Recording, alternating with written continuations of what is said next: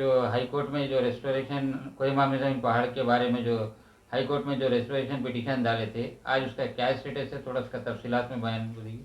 देखिए, already restoration पहले हो चुका है। यानी कोहिमा में ज़मीन का जो इशू हुआ था, वो इशू होने के फौरी बाद चूँकि तेलंगाना स्टेट वक्फ बोर्ड नवंबर में केस डिसमिस हुआ था, उसका नवंबर 2022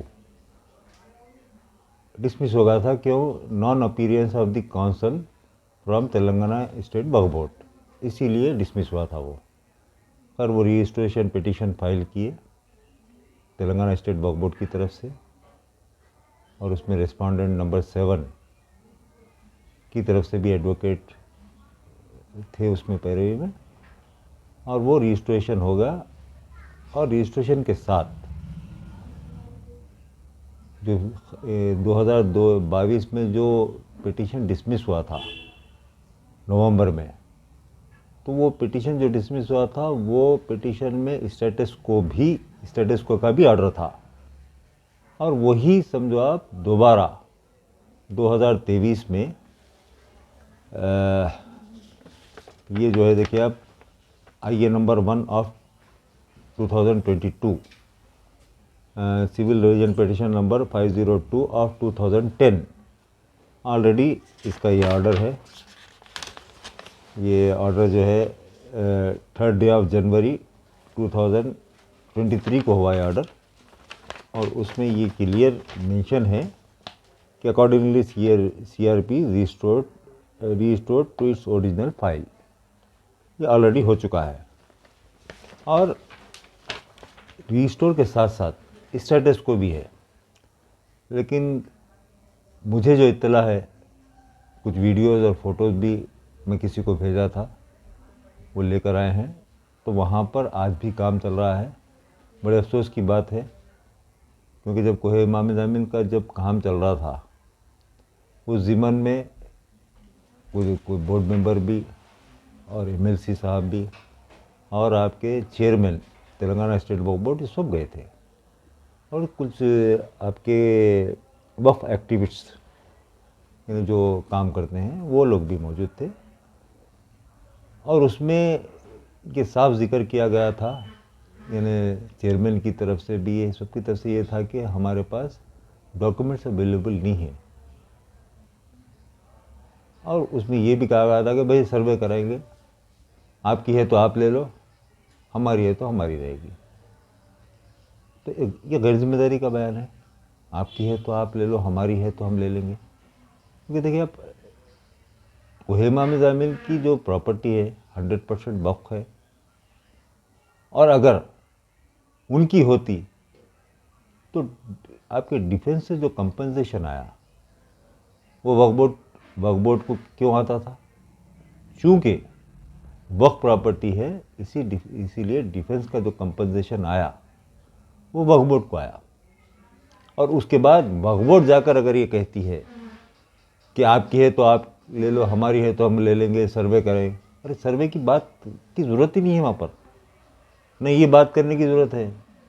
आप वहाँ पर ऑथेंटिक तरीके से ये कह सकते थे कि ये 100% वक्फ प्रॉपर्टी है। क्योंकि कोहिमा में ज़मीन का, जैसा कि कोई बोले 82 एकड़ है, 82 एकड़ एक सर्वे नंबर में है। फिर ऐसे मुख्तलिफ सर्वे नंबर्स, जो मैं, आप भी प्रेस कॉन्फ्रेंस में थे, मैं बताया था, उसमें मुख्तलिफ सर्वे नंबर्स में तकरीबन 600 एकड़ के करीब प्रॉपर्टी आपको बताया था मैं। और उसी जैसा कि 82 एकड़ की बात है, तो भाई ऑलरेडी यानी प्रेस कॉन्फ्रेंस में मैं बताया था, सर्वे नंबर 196, सिर्फ सर्वे नंबर 196 में कोहिमा में ज़मीन की जो प्रॉपर्टी है 453 एकड़ है, उसी में इंक्रोचमेंट हो रहा। तो भाई जब क्लियरली यानी आपके पास नोटिफाइड गज़ेट मौजूद है, और उसकी सनद मौजूद है, मुंतखब मौजूद है, तमाम चीज़ें मौजूद है आपके पास, तमाम चीज़ें मौजूद रहने के बाद अगर हम ये कहते हैं कि वक्फ की है, नहीं हम देखेंगे, अरे भाई वक्फ की है क्योंकि वक्फ बोर्ड की अथॉरिटीज़ अगर इस किस्म की बात करेंगे जाकर तो बड़ी शर्म की बात है, क्योंकि वक्फ प्रॉपर्टीज़ को आप क्या करना चाह रहे हैं? वक्फ प्रॉपर्टीज़ को करना क्या चाह रहे हैं? अरे भाई आपका नहीं तो अथेंटिक आप होना चाहिए, आपको अथेंटिक होना चाहिए ना। सिमलगिरी पुलिस स्टेशन के अंदर आके ये बताया था कि वक्फ बोर्ड के अंदर ये कोहिमा मिलन पहाड़ के जो डॉक्यूमेंट्स है वो मिसप्लेस है बोल के बताया गया था।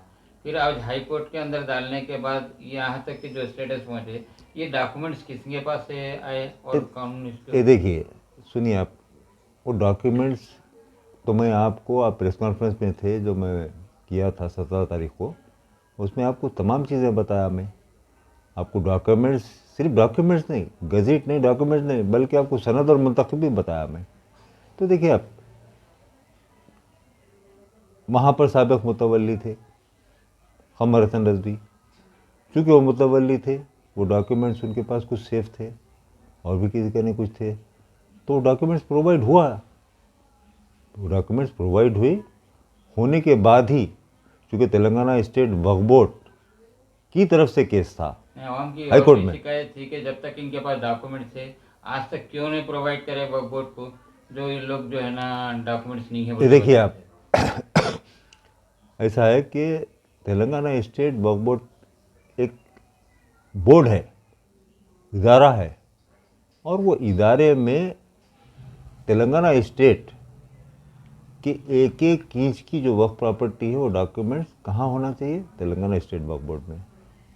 और तेलंगाना स्टेट वक्फ बोर्ड में ही डॉक्यूमेंट थे। तेलंगाना स्टेट वक्फ बोर्ड ही केस फाइल किया प्रीवियस में, जो नवंबर 2022 में जो आपका केस डिसमिस हुआ, तो भाई आपके पास डॉक्यूमेंट थे, इसीलिए केस आपका फाइल हुआ। और केस फाइल होने का मतलब, ये केस फाइल करना अलग चीज़ है, केस एक्सेप्ट हुआ। हाई कोर्ट जो है आपका केस एक्सेप्ट करी और स्टेटस को भी दी, तो तमाम चीज़ें थे।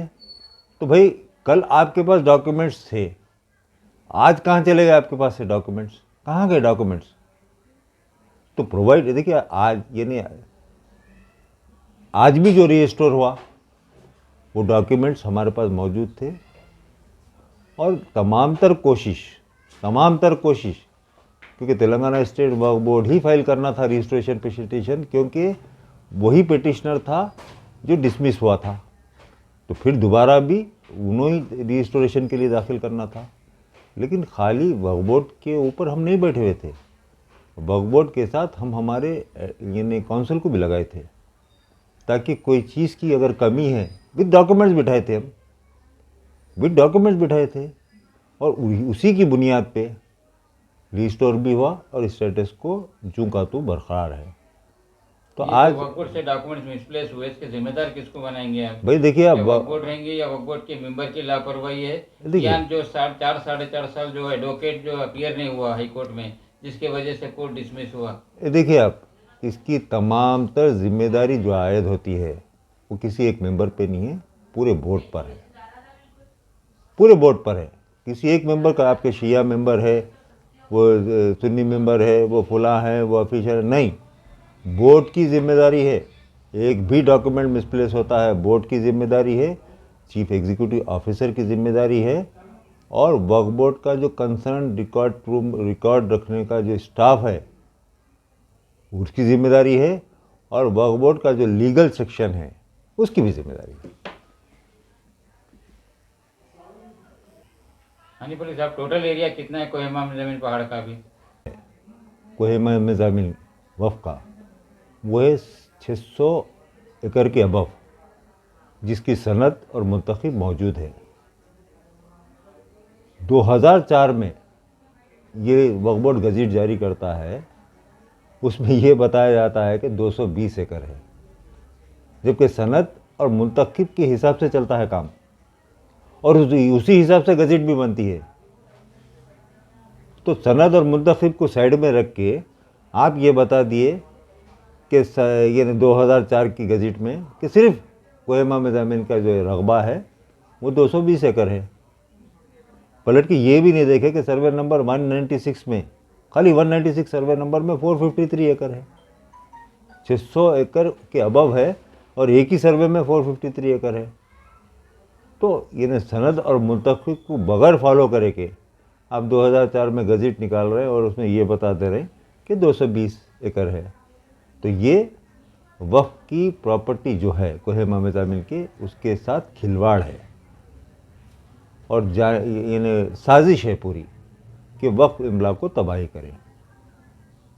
तो मैं अब यही कहूँगा कि ऑलरेडी काम चल रहा है, स्टेटस को मौजूद है, वक्फ बोर्ड की जिम्मेदारी है और चीफ एग्जीक्यूटिव ऑफिसर की जिम्मेदारी है कि वो फौरी तौर पर स्टेटस को मेंटेन करने का आर्डर है।